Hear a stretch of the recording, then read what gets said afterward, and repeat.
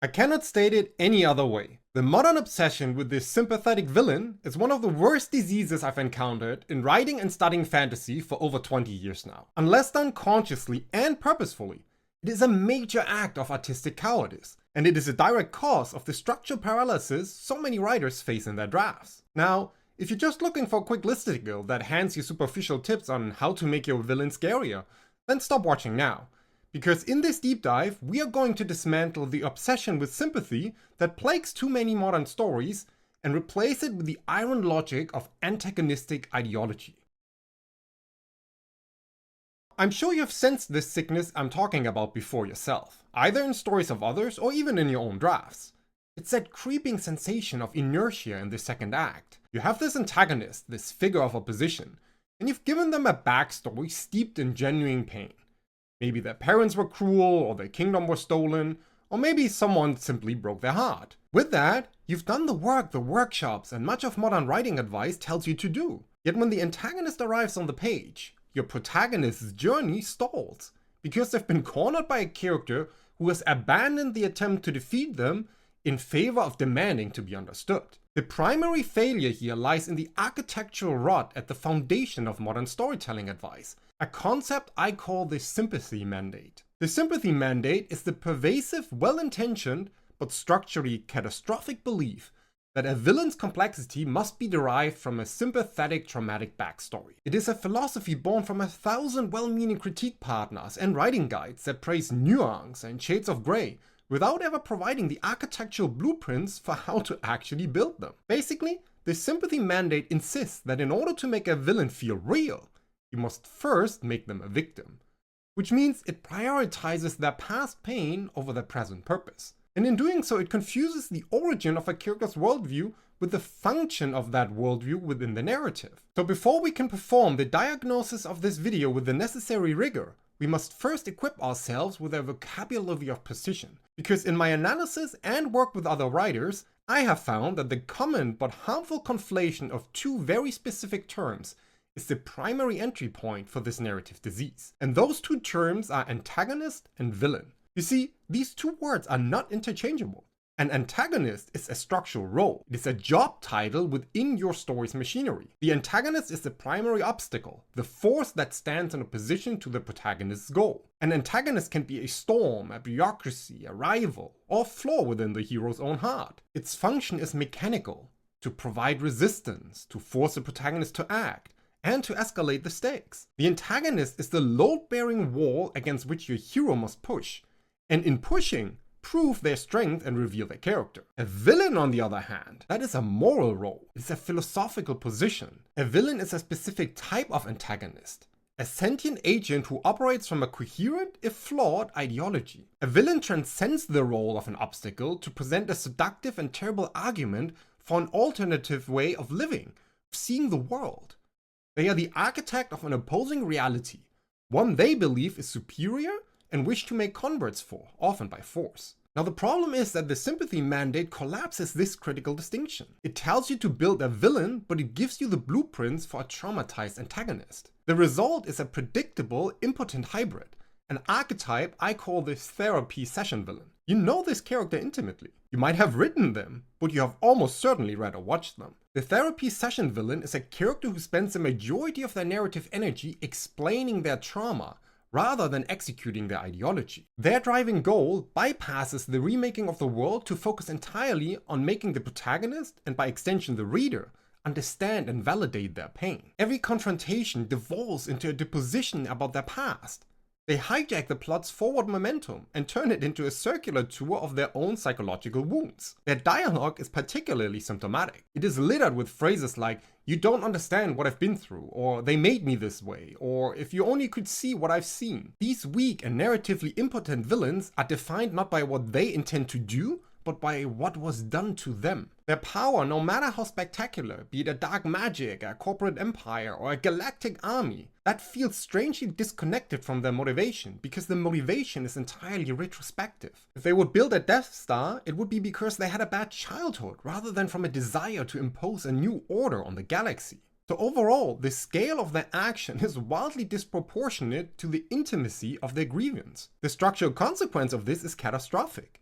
It creates a narrative cul-de-sac. Because the therapy session villain is oriented toward the past, they cannot create compelling forward-moving plot. They can only react and explain. And because of that single-minded direction, they create scenes of emotional exposition at the expense of ideological conflict. The hero is forced into the role of a therapist, listening and nodding, when they should be in the role of a challenger, fighting for the soul of the world. This is the very definition of structural paralysis, and it exposes the critical element, the missing ingredient that the sympathy mandate has systematically eroded from our storytelling toolkit: antagonistic ideology. An antagonistic ideology is a coherent, functional, and active worldview that justifies the villain's actions to themselves. It is the intellectual and moral framework they use to interpret the world and their place in it. Trauma may be the source of this ideology, but it isn't the ideology itself. That is a new, hardened, and dangerously compelling creation. So the difference to understand here is this: trauma is an event from the past. Ideology is a blueprint for the future. Trauma says, I am wounded. Ideology says, because of this wound, I have discovered a harsh truth about the world, and I will now remake the world in that truth's image. This distinction is everything. It is a difference between a character who is a passive recipient of their backstory and one who is an active agent of their beliefs. Therefore, my argument for the rest of this video is built upon two pillars. First, I will prove with clear examples how the sympathy mandate systematically tricks you into replacing potent, forward-moving ideology with passive, backward-looking backstory. And second, I will demonstrate with architectural precision how this replacement is the direct cause of narrative impotence, the very sagging middle and unearned climax that plagues so many modern stories, keeping some of them from ever getting finished in the first place. And to move forward with these two pillars, my central question then is this: how did such a structurally flawed piece of advice become gospel? Where did this sympathy mandate come from? And the answer is far simpler than some kind of grand conspiracy involving a shadowy council of literary agents pushing a trauma-based agenda. The truth is far more mundane, and therefore far more insidious. This narrative disease is a logical fallacy born from the well-meaning but analytically shallow environment of the modern writing workshop. It is a flawed syllogism that has been repeated so many times it has taken on the weight of established craft. You have undoubtedly heard its 3 steps in some kind of way before. The logic goes like this. Premise 1, great characters are complex and 3-dimensional. This is true. Premise 2, trauma is a powerful source of human complexity. This also is true. The conclusion though is then that therefore, to create a great villain, you must give them a traumatic backstory. And that's the part where things go wrong. This conclusion does not follow from the premises. It is a leap of faith that mistakes a potential ingredient for a required architectural pillar. It confuses a source of psychological texture with a source of narrative function. And to understand how this logical error became so deeply embedded in our creative culture, you have to look at the historical current that carried it ashore. For most of literary history, the concept of the villain was fundamentally philosophical and theological. Consider the great antagonists of the Western canon. Shakespeare's Iago is the pure living embodiment of motiveless malignity, a terrifying exploration of intellectual pride and nihilistic envy. Milton's Satan in Paradise Lost is the architect of an ideology so powerful it tore heaven apart. His argument is that it is better to reign in hell than serve in heaven. This is a blueprint for the future, distinct from a complaint about the past. These were figures defined by their terrible choices and the terrifying specificity of their worldview. Their complexity arose from the intellectual and moral arguments they presented, overshadowing any psychological wounds they were nursing. But in the 20th century, a profound shift occurred in how our culture understood the self. With the popularization of Freudian psychoanalysis,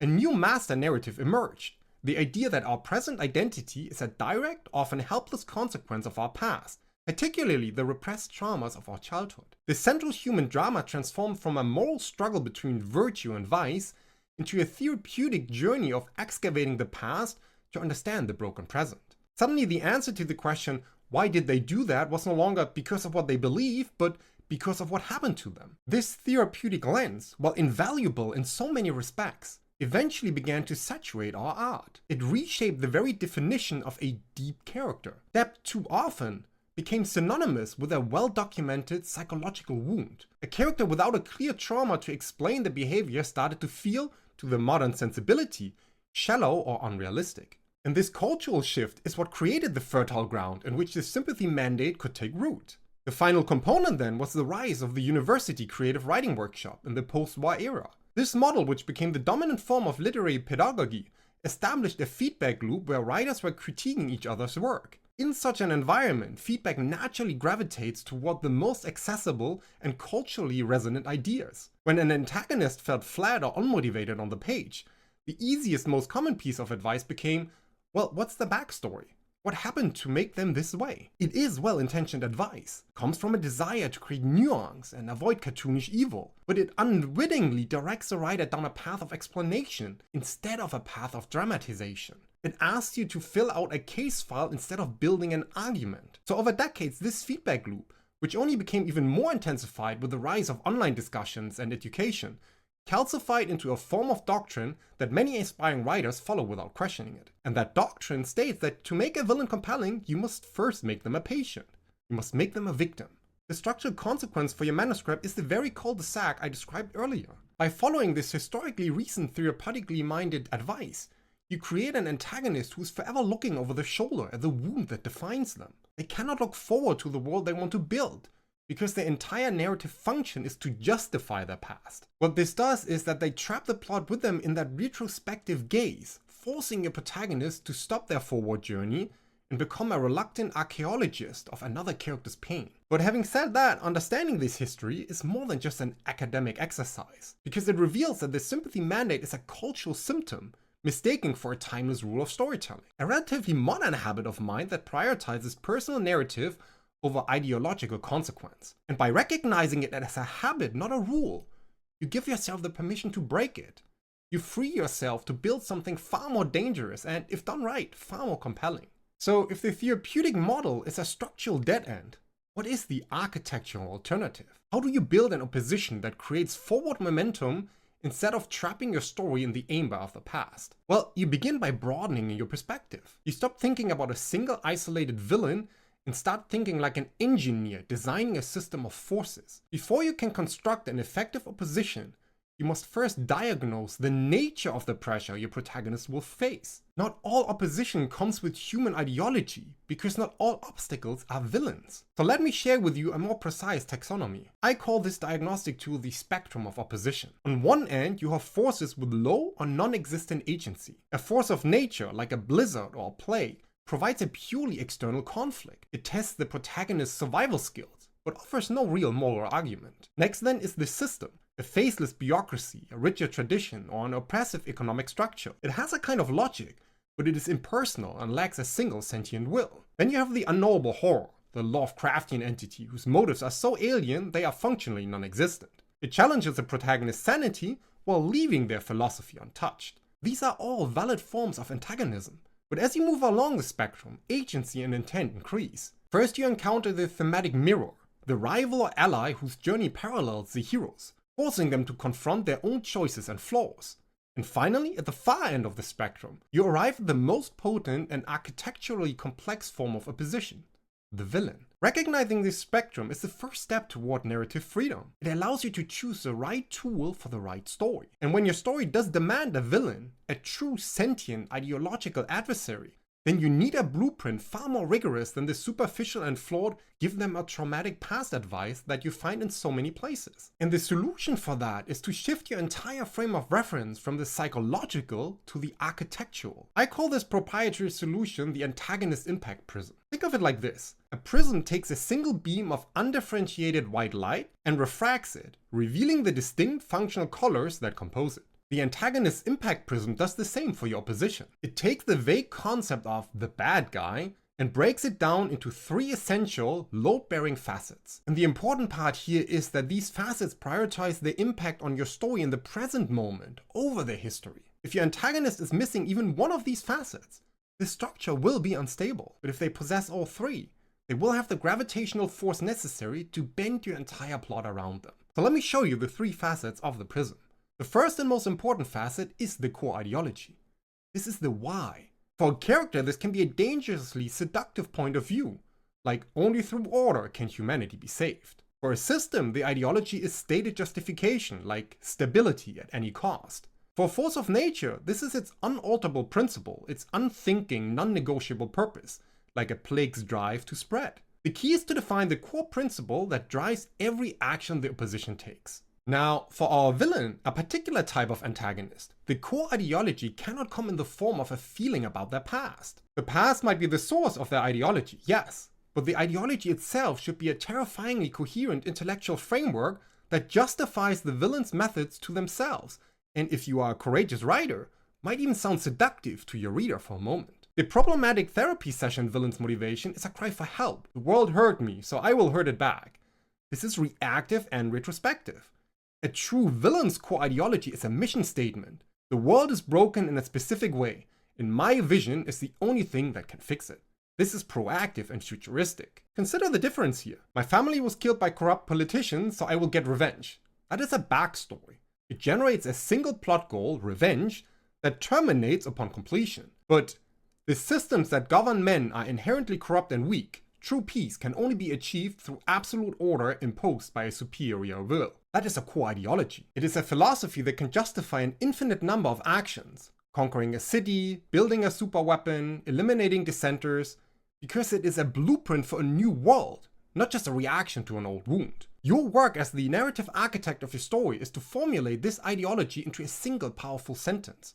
This sentence then becomes the constitution for your antagonist's every move. Moving on to the second facet of the prism, that is the method of power. This is the how. The method of power is a tangible, specific means by which the antagonist enacts their core ideology upon the story's world. A villain might use military force. A system could use bureaucracy, propaganda, and social pressure. A force of nature uses contagion, environmental decay, or relentless advance. The method of power dictates the type of challenges your hero will face, and the impact prism demands a direct causal link between ideology and method. In the case of our villain, how they exert power must be a logical expression of what they believe. If a villain's core ideology is nature is a corrupting force and purity can only be found in cold, perfect artifice, their method of power will not be summoning vine monsters. It will be something like transmuting forests into crystal, or replacing flesh with clockwork, or building a perfectly sterile geometric city where organic life cannot even survive. The method becomes a physical manifestation of the philosophy. This ensures that every time the antagonist acts, they are not just creating a plot obstacle, they are staging a philosophical argument based on their ideology. The hero then is fighting the physical consequences of a terrifying idea. This makes the conflict meaningful because the action itself, the doing, is saturated with thematic weight, which leads us to the third and final facet of the prism, the thematic challenge. This is the meaning of everything. It is the reason the antagonist exists within your narrative ecosystem at all. The thematic challenge defines how your antagonist's very existence serves as a living, breathing refutation of your protagonist's core beliefs and your story's central promise. A weak antagonist opposes the hero's goal. They want the same magical artifact and they get in the hero's way. A powerful antagonist, one engineered with the prism, opposes the hero's worldview. Your protagonist might believe that mercy is a strength. The antagonist's ideology and actions must therefore prove with devastating logic that mercy is a fatal weakness. Or your protagonist might believe in the power of the individual. In that case, the antagonist could be the architect of a collective that is terrifyingly effective, arguing through their success that individualism is a chaotic and selfish indulgence. The antagonist becomes the walking, talking embodiment of the story's central counter-argument. They are the ultimate stress test for your hero's philosophy. Their presence forces the protagonist to not just state their beliefs, but to prove them under the most extreme pressure imaginable. The climax of your story then becomes about which of these two opposing worldviews is functionally superior, which one will survive contact with the other. This is what creates genuine, unassailable narrative stakes. But having said that, I can feel the objection forming in your mind. Tasha, this sounds overly intellectual, it sounds rigid, and feels like you're stripping the humanity out of the character. And I hear you, I truly do. It comes from a good place, that objection. The desire to create characters that feel real and possess a soul. The word architecture itself can sound cold, sterile, divorced from the messy, beautiful chaos of human emotion that we as writers strive to capture. But this is where you must perform a critical shift in your thinking. You must understand that structure is not the enemy of soul. Structure is the vessel that contains this soul. A blueprint is not a cage for your creativity.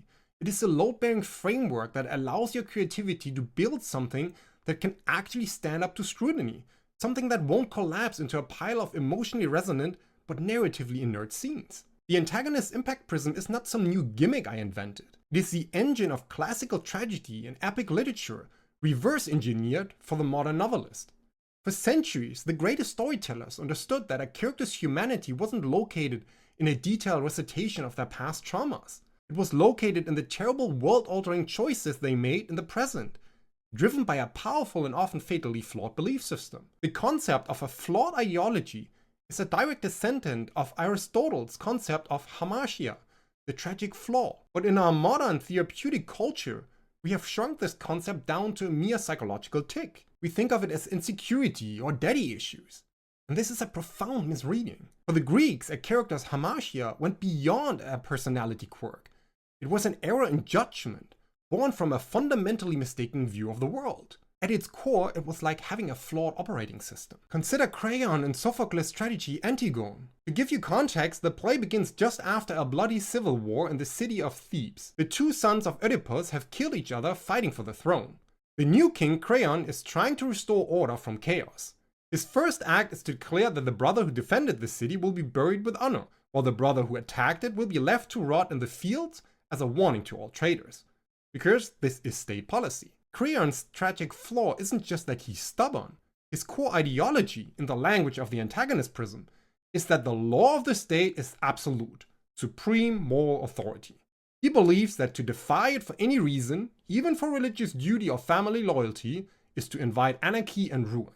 This is a powerful, coherent political philosophy. Creon's method of power, then, is the enforcement of that law, through loyal decree backed by the threat of death. And the thematic challenge he presents is a direct clash between the laws of man and the laws of the gods when his niece Antigone defies him to bury her brother. In the end, Creon's humanity is not revealed by a monologue about how his father never respected him. It is revealed in the terrifying logical consistency with which he applies his broken ideology, even as it destroys his family and ultimately himself. The drama comes from watching a man with a functional, although flawed, worldview be torn apart by the consequences of his own beliefs. This is a crucial distinction that has been lost. The sympathy mandate asks you what happened to your villain. Classical tragedy asks, what does your villain believe and what are they prepared to do because of it? The first question generates exposition. The second generates drama. The antagonist's impact prism, therefore, isn't a tool for stripping away humanity. It is a tool for focusing it. It takes the raw chaotic energy of a character's pain and forges it into a coherent, functional, and dangerous worldview by ensuring that your antagonist's inner life has an outer consequence. But with all that said, history is great. But it's time to show you the common manifestations of the therapy session villain. By learning to recognize these recurring archetypes in the stories you consume, and more importantly in your own drafts, you will develop the diagnostic skill necessary to avoid them. So next, I want to share with you 3 of the most common representations of the sympathy mandate. And for each one, I will demonstrate with architectural precision, as promised, how it fails the 3-faceted test of the antagonist's impact prism. Our first case study is perhaps the most pervasive and the most seductive. It is the very archetype the sympathy mandate is designed to produce. I call it the misunderstood victim. You know this character for sure. This is the sorcerer whose family was slain by ignorant villagers and who now seeks to blot out the sun. Or it is the warlord whose people were starved by a corrupt empire and who will now burn the empire to the ground along with everyone in it. For both of these types of characters, and any character like this, their entire motivation is a direct, if wildly disproportionate, reaction to a single grievous wound. Their mantra is, they hurt me, so I will hurt them back. On the surface, this feels compelling.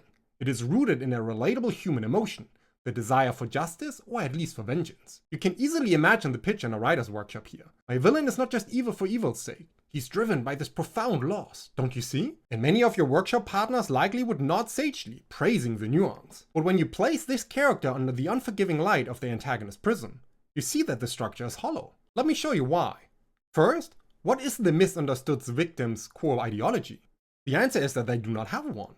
What they have is a grievance. I will have my revenge on the kingdom that wronged me. That is not a blueprint for a new world. It is a backstory that has been mistaken for a philosophy. It is entirely retrospective. It points not to a future the villain wants to build, but to a past they cannot escape. And because it lacks a universal principle, it cannot justify actions beyond its immediate scope. Once the king who betrayed him is dead, what does the warlord do? Once the village that killed the family of the sorcerer is a crater of ash, what is the sorcerer's next move? As you can see, upon completion of their emotional goal, the narrative motivation simply terminates, and thus kills any real impact the villain has in fulfilling its structural purpose as an antagonistic force. This is why these stories so often feel aimless after the initial confrontation. The antagonist's purpose is a single-use propellant that burns out far too quickly. Second then, consider their method of power, which often comes with a catastrophic disconnect. You see, the sympathy mandate encourages you to give your villain a personal, intimate trauma. But fantasy genre conventions often demand a world-ending threat as well. At least that's what many writers reach for. The result is a profound logical and emotional mismatch. Why does the sorcerer, whose wife was killed by 3 superstitious farmers, need to develop a spell that will extinguish all life on the continent? The scale of the method is absurdly disconnected from the scale of the originating pain. There is no causal link between the two. He doesn't build a dark tower and raise an army of shades because he believes unregulated emotion is a cancer that must be excised by the undead. He does it because he's sad and angry, and the plot requires him to be a global threat. That makes all his power a plot device, rather than the logical extension of a terrifying worldview. And this leads to the third and most critical failure, the thematic challenge. What argument does the misunderstood victim present to your hero? What worldview does he challenge? The only truth he embodies is that tragedy can make a person cruel. But your protagonist does not need to be convinced of this. The hero's journey doesn't require the insight that losing a family is painful. That is a given already.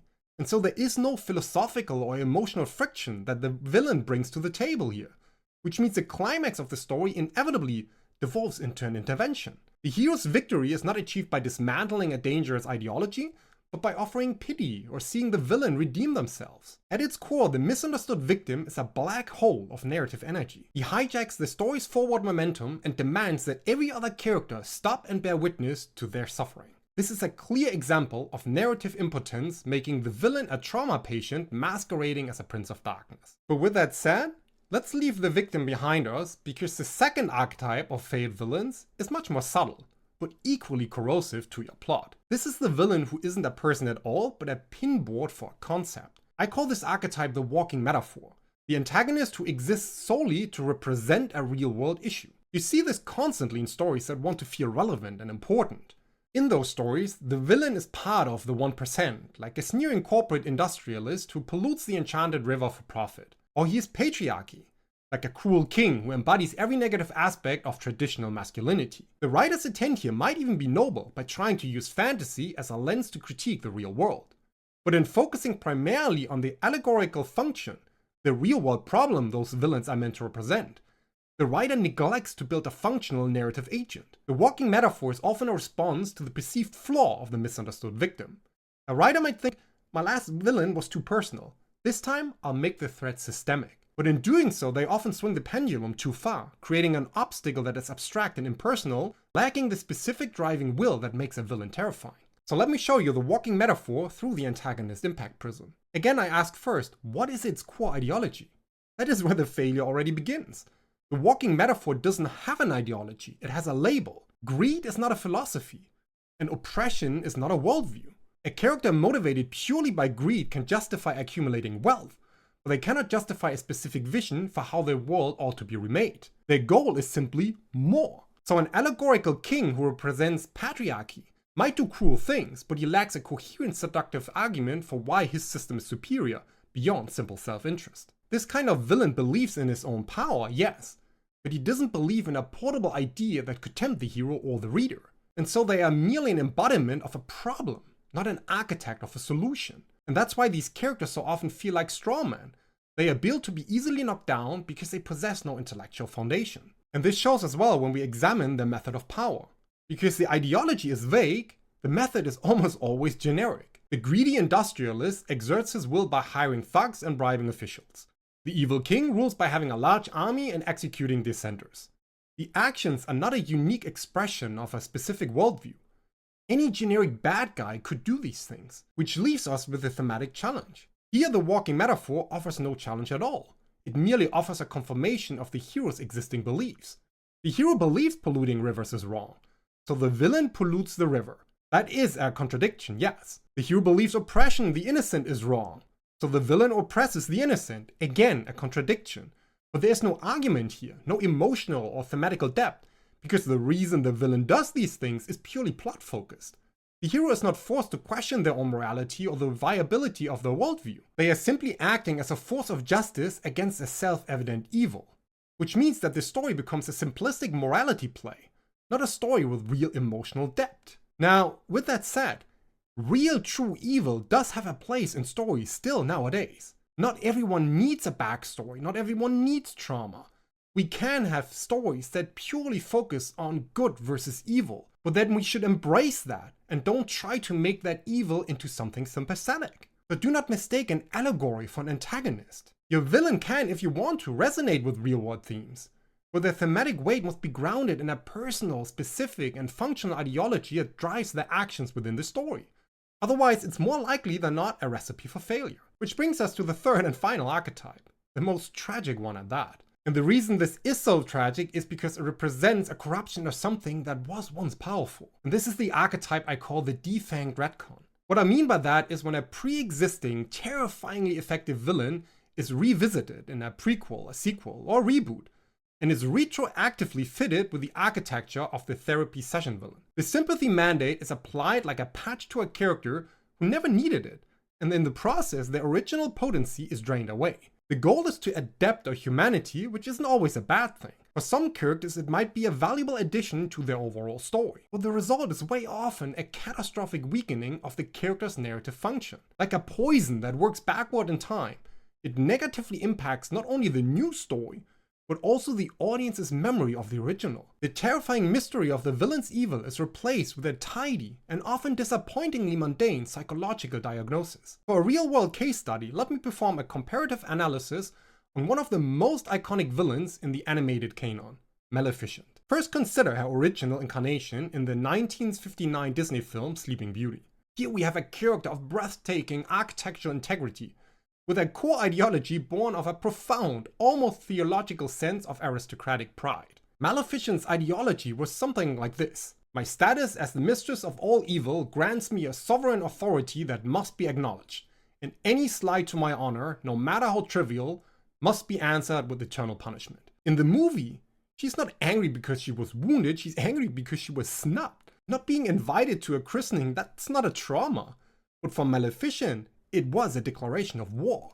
Her evil in the original is a choice, a performance, and an identity she proudly claims throughout the entire story. Her method of power in the original is equally perfect, a causal extension of this ideology. Maleficent's magic is grandiose, patient, and deeply personal. She doesn't just kill the princess, she crafts a curse that will hang over the entire kingdom for 16 years. A masterpiece of spite designed to give the parents hope and then snatch it away at the last possible moment. Every action, from the spinning wheel to the forest of thorns to a final glorious transformation into a dragon, is an act of pure performative villainy. And the thematic challenge she presents is equally terrifying.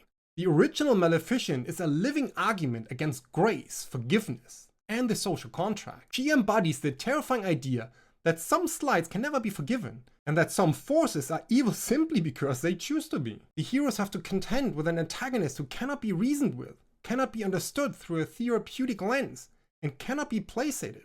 She is a force of pure, magnificent, unapologetic malignity. Now contrast this powerhouse of narrative function with the 2014 live-action reimagining.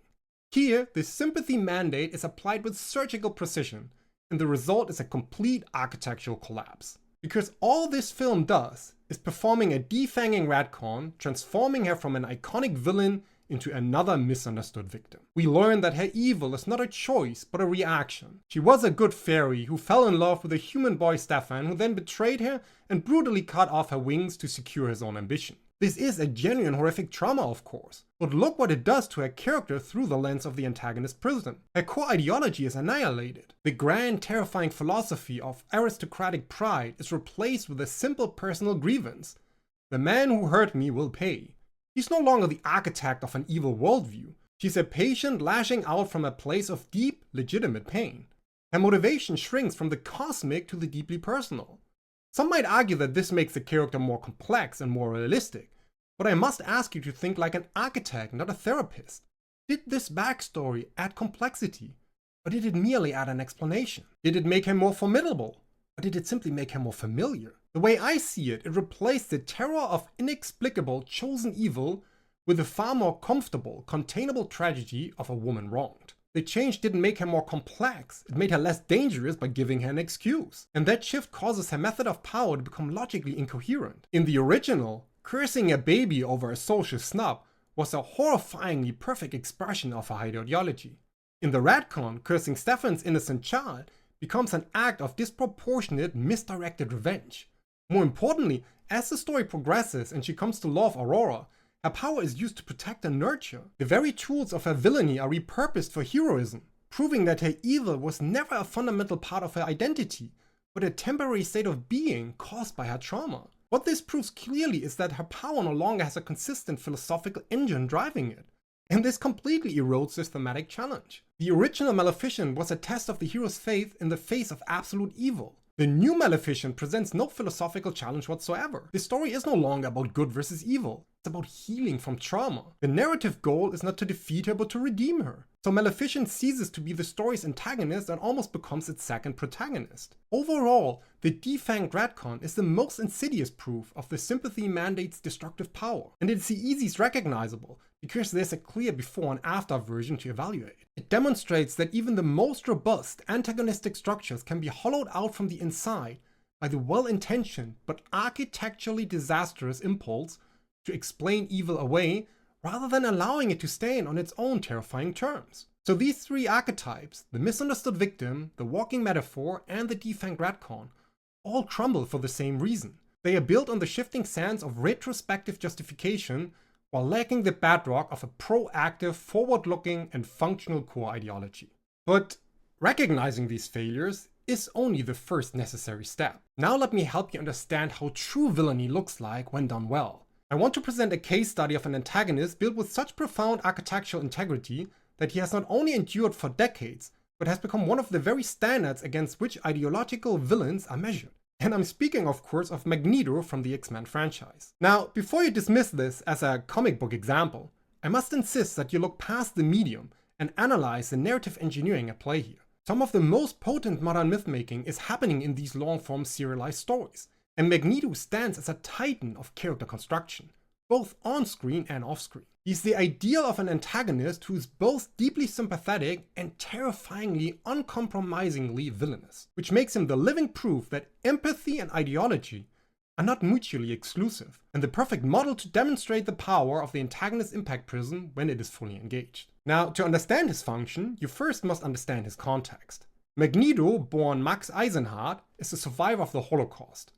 As a Jewish boy under Nazi persecution, he witnessed the absolute worst of human depravity. He saw his family murdered and his people systematically exterminated, all while discovering he possessed an extraordinary power he could not control. This experience is the crucible in which his entire worldview is forged. The sympathy mandate, if applied here, would stop at this point. It would make his entire character a reaction to this trauma and produce a misunderstood victim whose goal was simply to lash out at the world that hurt him. But Magneto's creators, Stan Lee and Jack Kirby, and the countless talented writers who followed, did something far more sophisticated and far more dangerous. They used his trauma as the verifiable, unimpeachable data from which Magneto constructed a new forward-looking and terrifyingly coherent philosophy. So let me place him within the antagonist's impact prism and watch how every facet glows with purpose. First, and most critically, what is his core ideology? It is not "I will get revenge for what happened to me," and it's not "humans are bad" either. Magneto's core ideology can be articulated with chilling precision. Humanity, when confronted with a new and superior form of life, will always choose persecution and genocide over coexistence. Therefore, the only rational path to survival for mutant kind is the establishment of mutant supremacy through political domination and, if necessary, force. Do you see the architectural shift here? That's not a cry of pain. It is a blueprint for the future Magneto envisions. His trauma is the evidence he uses to support his argument, but the argument itself is a new creation. It has its own internal logic that looks past what happened in the concentration camps like Auschwitz and says, this is not an aberration, this is a law of human nature, and so it will happen again to my people unless I stop it. This ideology transforms him from a reactive victim into a proactive prophet. He's not defined by what was done to him, he's defined by what he intends to do about it. Unlike the misunderstood victim, whose motivation is a closed loop of personal revenge, Magneto's ideology is an open-ended engine for generating conflict. It can justify anything: forming a political movement, assassinating a senator, building a secret nation state, even attempting to reverse the magnetic poles of the Earth. As long as the action serves the ultimate goal of ensuring mutant survival through domination, it is consistent with his ideological constitution. Magneto is not trying to make you understand his pain. He's trying to convert you to his truth. Now examine the second facet of the Prism next, his method of power. Magneto's primary superhuman ability is the control of magnetism. On a superficial level, this is a powerful and visually interesting ability, but from an architectural perspective, it is a work of genius, because it is a perfect causal extension of his core ideology. And to understand that, let me ask you, what is magnetism? Well, it is a component of electromagnetism, one of the fundamental forces of the universe. And what does it control? Metal. And what is human civilization built upon? What are its weapons, its cities, its prisons, its technologies made of?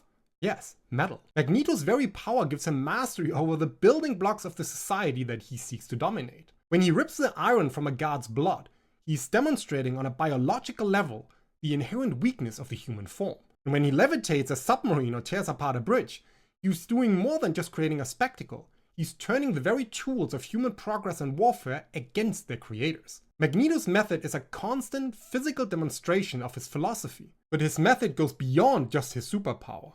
There's also his strategic and political action. He builds armies, he seeks converts, he offers sanctuary, he agitates politically. He's even granted control of a nation, Genosha, which he tries to rebuild as a testament to his vision. Magneto is a leader, a statesman, and a terrorist. All of these methods are logical expressions of an ideology that believes in salvation through political power and militant self-defense. Finally, and this is what elevates him to the pantheon of great literary antagonists, consider his thematic challenge. Magneto's existence is a direct, sustained, and devastatingly effective refutation of the hero's worldview. His ideological opposite is not a generic good guy. It is his former friend Charles Xavier. And Xavier also has a powerful coherent core ideology, that humanity and mutants can peacefully coexist, and that understanding and empathy are the paths to a better future.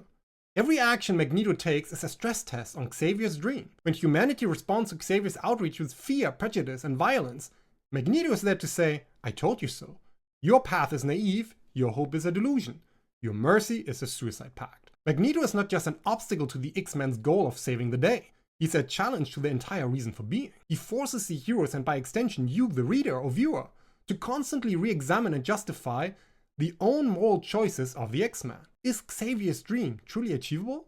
Or is it a beautiful fantasy that will get everyone killed? This creates the most potent form of narrative stakes imaginable. The conflict is not about whether the hero will win the fight, it is about which philosophy will be proven correct. Magneto's most powerful moments are when he is making a point that you cannot easily dismiss. He's not a walking metaphor for oppression or fascism. He's a specific character whose personal history gives him a persuasive argument for a fascist solution. You're not meant to simply boo him. You are meant to understand the logic that led him to his conclusions and be terrified by how reasonable it almost sounds.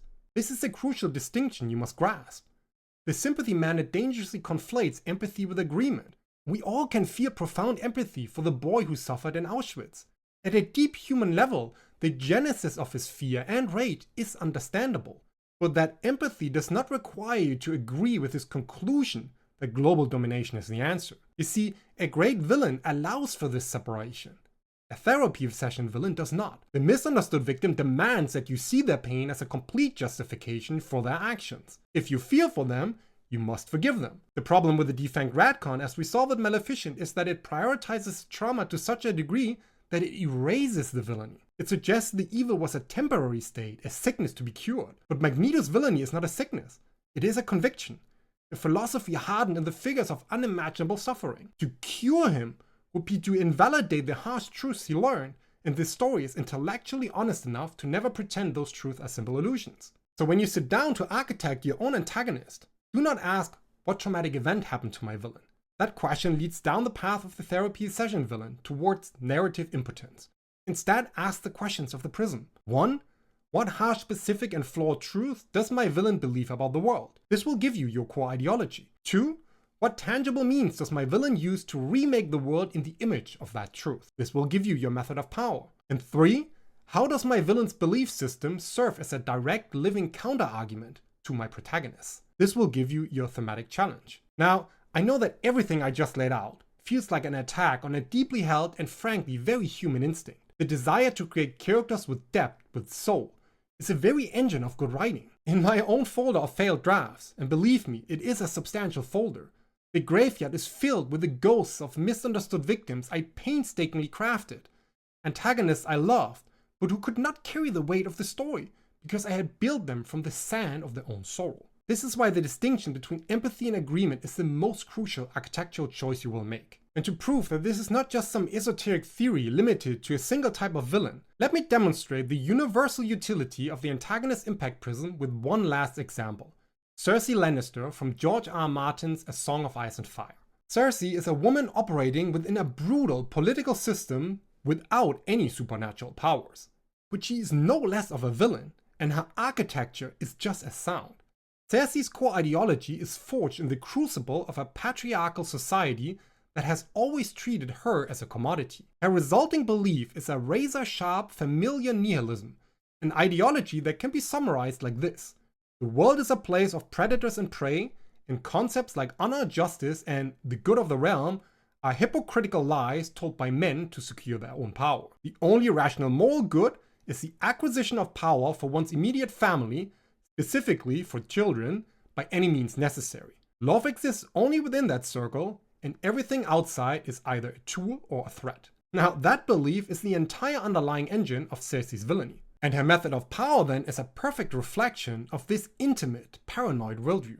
She masterfully uses the weapons available to her: political intrigue, manipulation, betrayal, assassination, and the strategic deployment of her sexuality and social status. When she finally obtains overwhelming force with wildfire, she doesn't use it to conquer a foreign nation, but to annihilate her local political rivals in a single catastrophic act of personal vengeance. Her power is always personal, targeted, and a direct response to a perceived threat against her family. And Cersei's thematic challenge is ultimately devastating. She is a direct living refutation of characters like Ned Stark, who operate from a code of honor. Her success proves time and again that in the Game of Thrones, honorable rules are death sentences. She forces more pragmatic characters like Tyrion to confront the limits of intellect and compromise when faced with an opponent who will burn the entire system down to protect her own. At her core, she is the story's argument that in a sufficiently broken world, the only winning move is to be more ruthless than everyone else. And with that said,